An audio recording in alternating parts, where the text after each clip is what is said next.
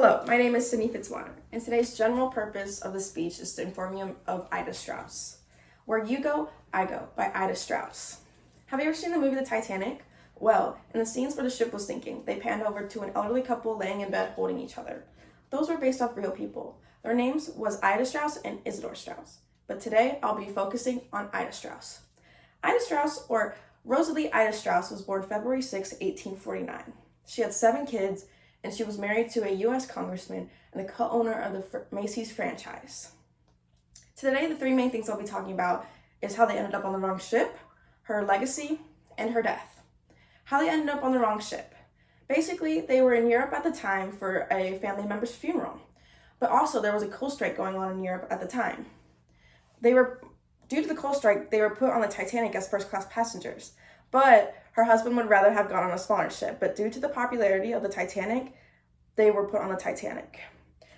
On the night of April 15, 1912, Ida Strauss and her husband were standing on the deck by Lifeboat 8 when her friend persuaded her to get into the boat. And as we all know, women and children were really supposed to be put in the boats. But due to their wealth, Isidor was asked to be put on the boat. But he noticed that there was many women and children still left, so he refused. And that's where the famous quote, "Where you go, I go," comes into play.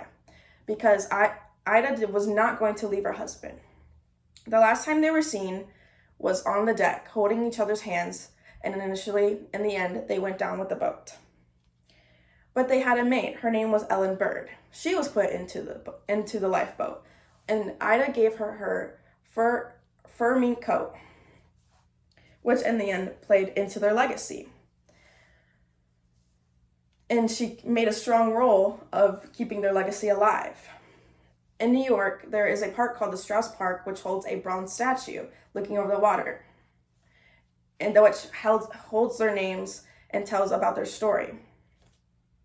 And in the end, their maid went to go give their daughter the fur mink coat, and their daughter said, "No, you can keep it in the memory of my mother."